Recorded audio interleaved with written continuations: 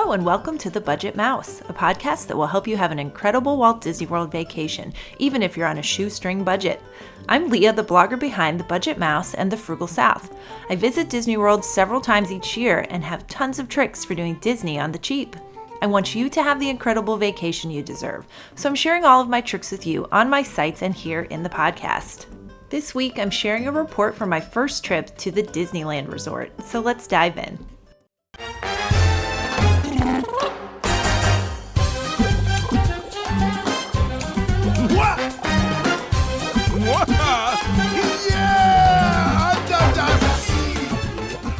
I'm back home now from a rather long trip out west, and I'm compiling the couple of trip reports I did from my stay in Anaheim at the Disneyland Resort. So just a little backstory. I had never been to any of the Disney parks in California before.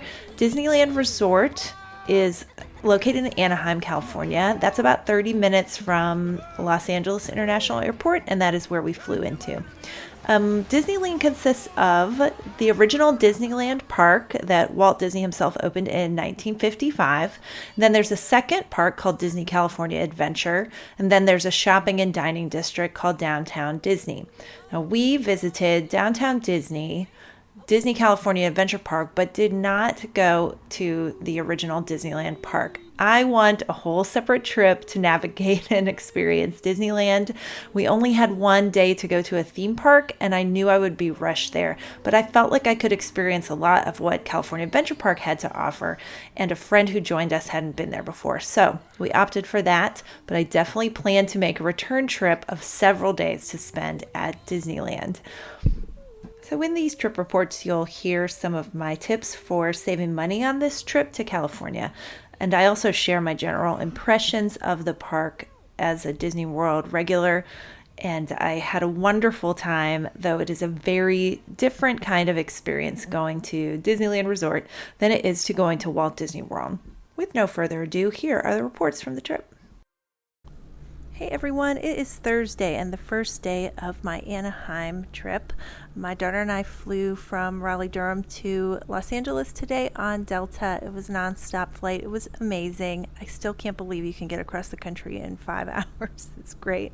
So I used points to book that flight that I had earned from a sign-up bonus on a Delta American Express credit card, and it was over a year ago that I earned that bonus. The points were just sitting there until I needed them, and so they came in handy for that flight.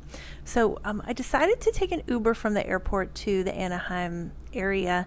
I looked into the Disneyland Resort Express, which is like a charter bus service that you can buy tickets for that goes from LAX to Anaheim. Sadly, no Magical Express here in Disneyland. One of many, many things that's different between Disneyland and Disney World. So it was going to be about $30 or $35 to buy tickets for the Disneyland Resort Express, but when I looked into the timing of it, it doesn't come very frequently to the airport, about once an hour, and then it makes several stops at different terminals at the airport before driving then to Anaheim and making many stops at resorts in the Anaheim area. So it was going to take somewhere between 2 and 3 hours for us to get to our hotel here, and I was like, I'm gonna look into the Uber. So I did, and it was between $45 and $50 to take the Uber. So we did that. I mean, I would gladly spend an extra $10 or $15 to have hours of my vacation back. So I recommend that if you have that option. So we are staying close to Disneyland. I decided to get a hotel that was within walking distance to the park, and I'm going to tell you more about that on the last night here. And we walked over to Downtown Disney and also saw the entrances to both Disneyland and Disney California Adventure today.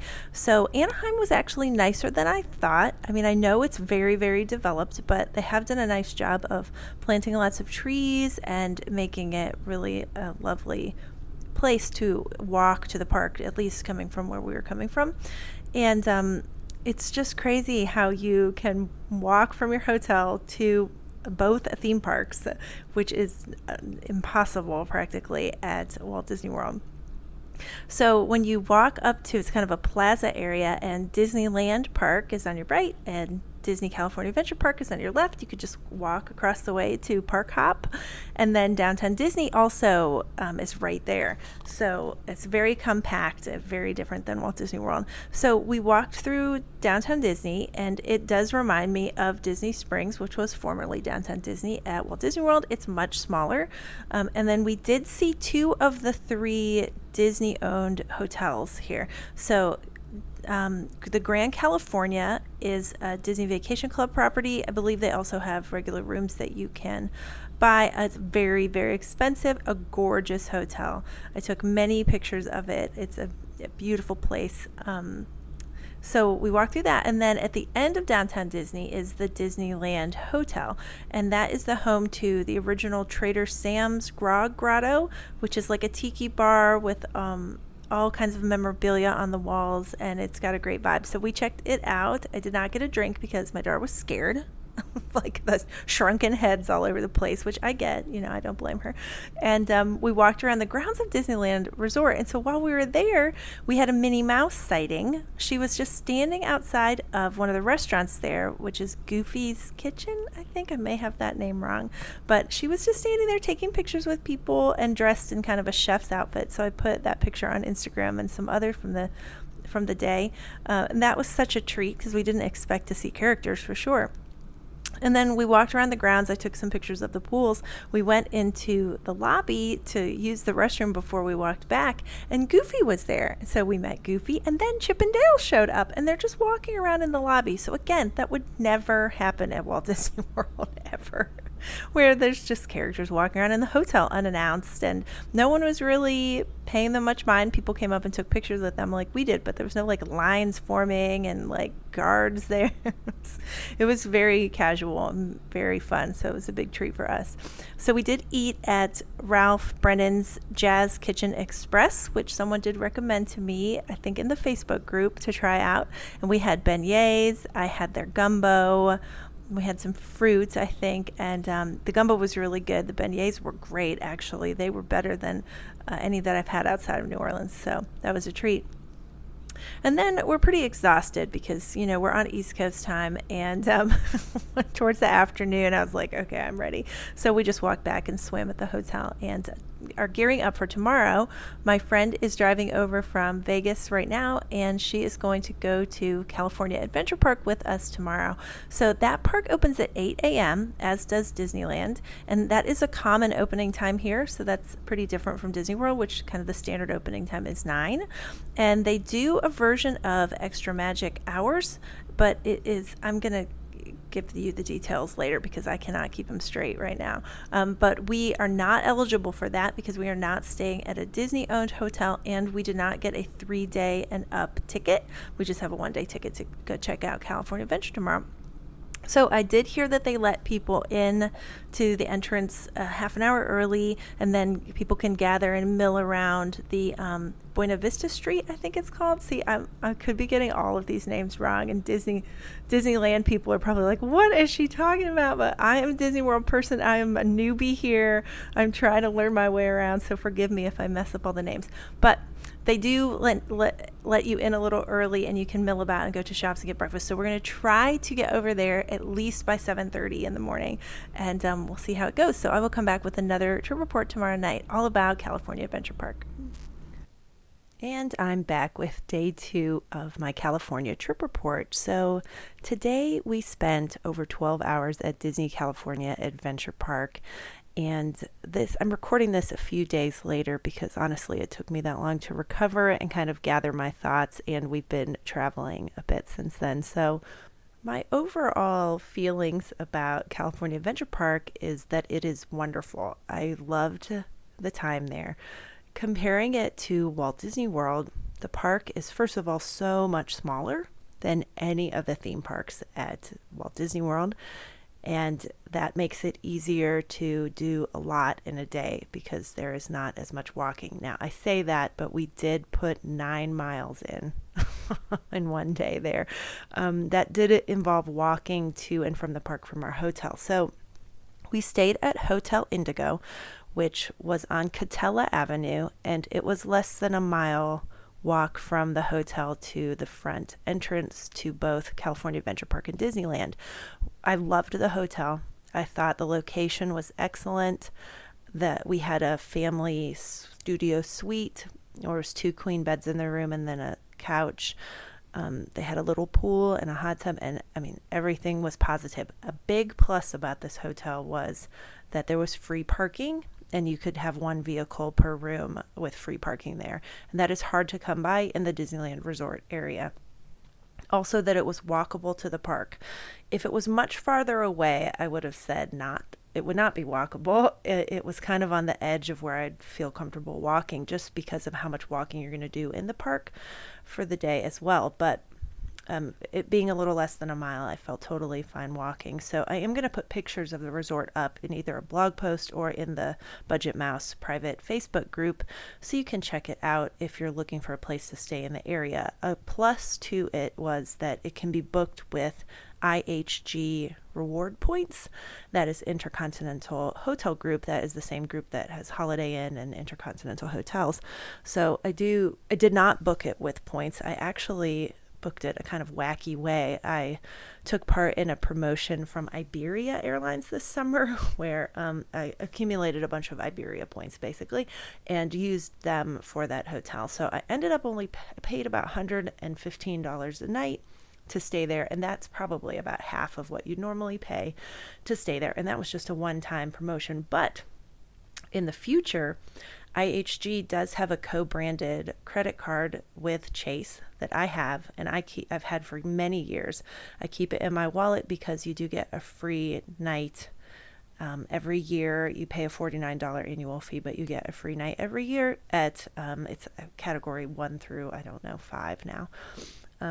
And it sometimes comes with a big bonus. I can't remember if it's 100,000 points right now, but it's a healthy bonus. So if you're looking to go to Disneyland and you're willing to open a credit card for a sign-on bonus, that I recommend the card to keep forever because of the great annual bonus that you get.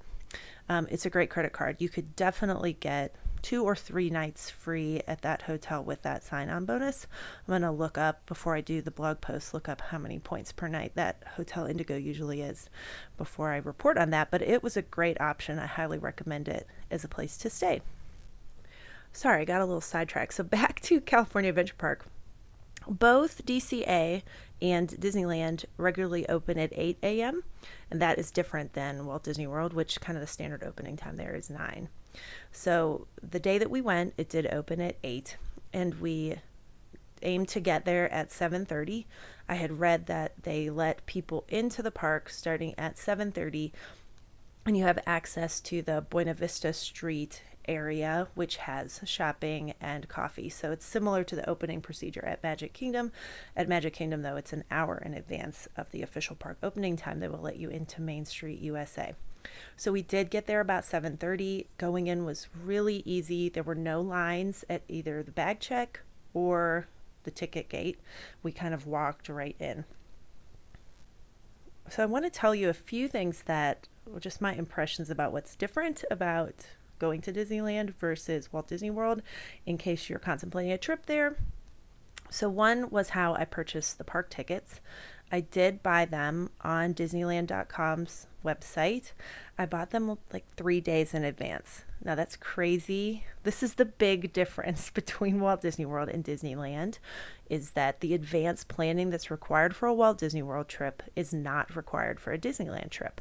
That makes it a much more spontaneous experience. That is the big plus of Disneyland for me, is that I did virtually no advanced planning besides booking our hotel room. That was it. So that's kind of amazing when you think about all the planning that goes into a Walt Disney World trip before you go, from booking dining and fast passes and hotels and tickets way in advance. So I bought the tickets a few days in advance on the Disneyland site. I used discounted Disney gift cards to buy it, thereby saving about 10%. I posted on Instagram, my handle's The Budget Mouse, about how I got discount Disney gift cards at Sam's Club in advance of this trip and saved 10% on those. So you'll have to go to my Instagram page, and there's a picture of Disney gift cards, and it explains the process for doing that. So one day tickets were $227 for my daughter and I, which is about the same as what you'll pay for kind of an average one park day at Magic Kingdom or the other parks in Disney World. So there's not really a price difference, I would say. And I did get the tickets delivered to like via email. Well, what was cool is that the ticket showed up immediately in the Disneyland app. So Disneyland has its own app. It's very similar to the Walt Disney World app. It looks the same. If you're familiar with how it works, then it will be very easy to use. And my friend Leanna, who went with us, she has no familiarity with the Disney World app, and she found the Disneyland app very easy to use as well.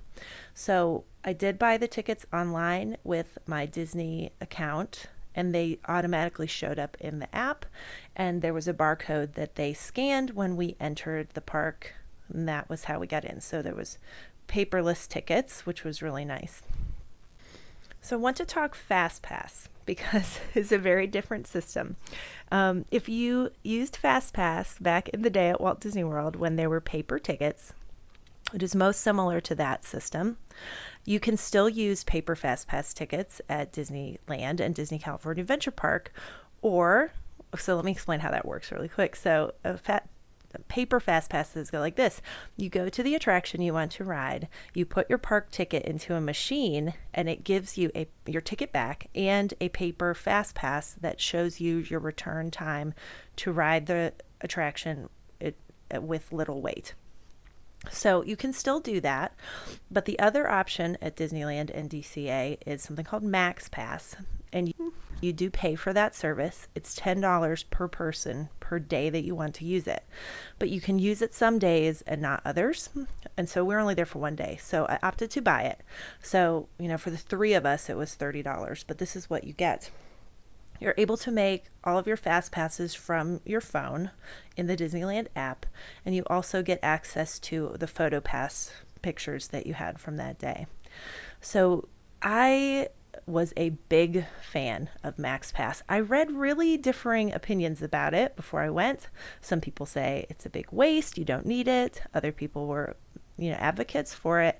For us, just being there one day, it was a lifesaver. So it allowed us, as soon as we got into the park at 7:30, I was able to pull up fast passes on my phone and reserve them right away. So we planned on going to ride Soarin' first, and so I got a fast pass for Radiator Springs Racers, which is the kind of headliner there at DCA, along with the Guardian of the Galaxy. It's the former Tower of Terror that they've redone as Guardian of the Galaxy. MaxPass basically saved us a ton of walking. We would have done way more walking and ridden fewer attractions had we not gotten the MaxPass. And so for $30, when you're already paying hundreds of dollars for your park ticket, it was well worth it. So once you check in for an attraction, you can pull up another fast pass on your phone. So I was able to have constant fast passes for us all day long, and it was wonderful. It was kind of magic to my friend who's never dealt with the fast passes before, and she's just like, what? We just have these rides, we just go? I was like, yeah, it's really cool. And she saw everyone else waiting in the hour-long, waits, and we were just walking onto attraction after attraction. So big fan of MaxPass. So some highlights from DCA. The big highlight was Cars Land. And that was one of the main reasons that I went, was to experience Cars Land. And it was everything I thought it would be. It was great. So the detail in Cars Land is the most of any Disneyland I have ever seen. And on top of that, it was decorated for Halloween. And the Halloween decorations were incredible. It wasn't just like a pumpkin here or there. It was a full-on overlay of Cars Land for Halloween. Every detail was, added for Halloween. So we were really impressed with the decorations, actually around the whole park, but they were the most decorations were in Cars Land. So there's 3 attractions in Cars Land.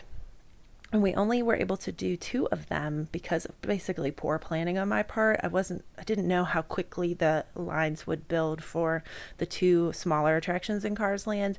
So, if I went again, I would definitely make a plan to do everything in Cars Land within the first hour of being there, because after that, the lines got long and pretty much stayed long all day.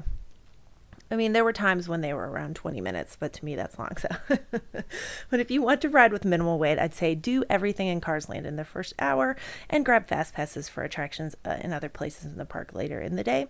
But Radiator Springs Racers is the headliner there, and it is a fantastic ride. It's everything that makes Disney attractions amazing. There is a series of like a dark ride part where you're inside, which I didn't know there would be that. And then there's an outside part that is similar to Test Track in kind of the ride vehicle, similar to Test Track. But the theming of the attraction, the story, everything is great. So it did not disappoint. It was awesome.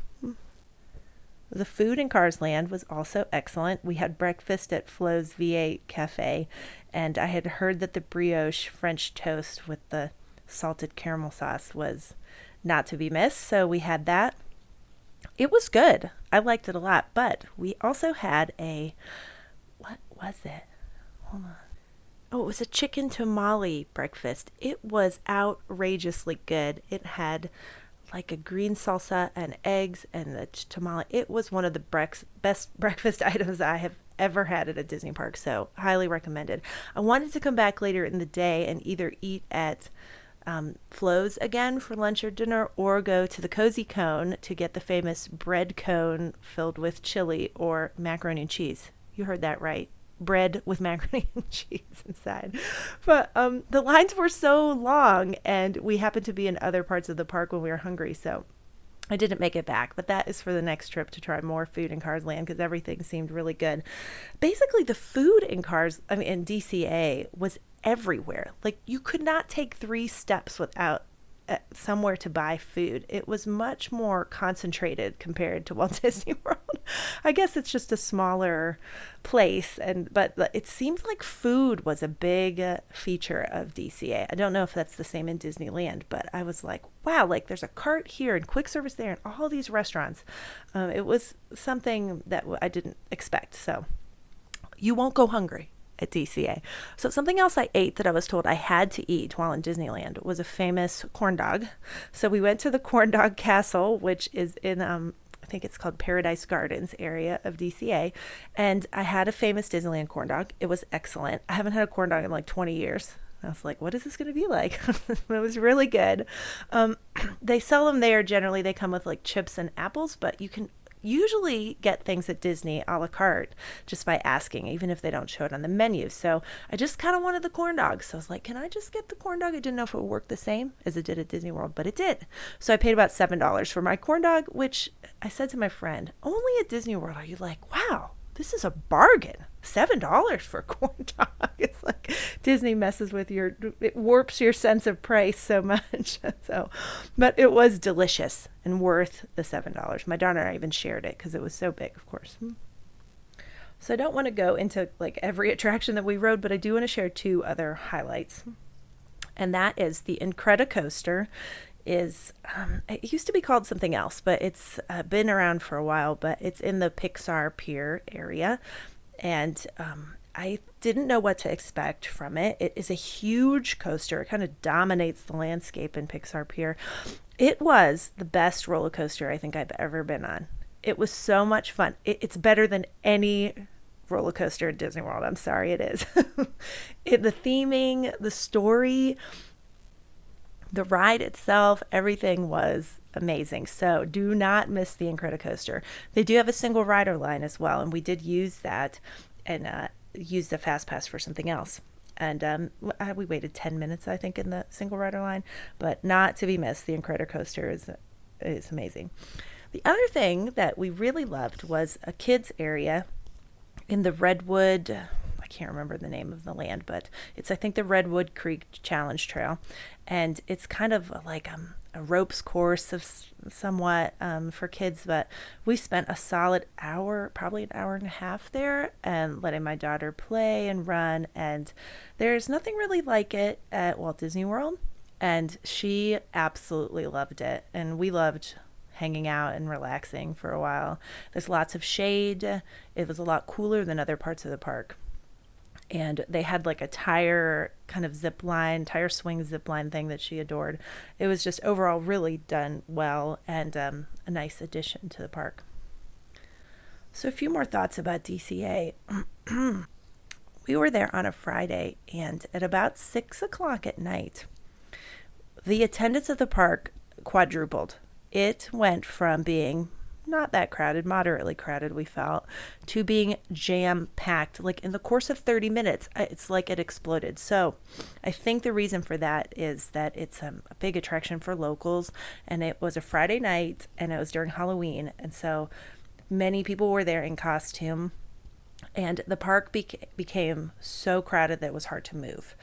And so we did not stay as long as we wanted to.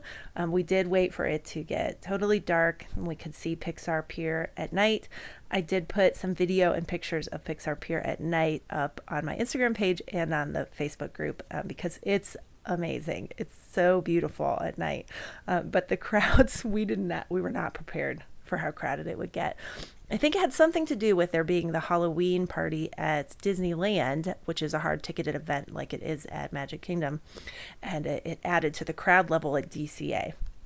So be prepared for that. I would say any weekend night at California Adventure Park is going to be slam packed. So we kind of wish we had done more earlier in the day. We planned to do a few attractions at night, and it was impossible. I mean, the lines for everything were 30 minutes plus. Even the rides that were 5 minutes long, wait all day long, were 30 minutes after that point. So do everything you want earlier in the day, I would say there. But stick around to see the everything lit up at night. Cars Land at night was also amazing, and I put video of that up on both of my social accounts as well. It was excellent. Just be ready for the crowds.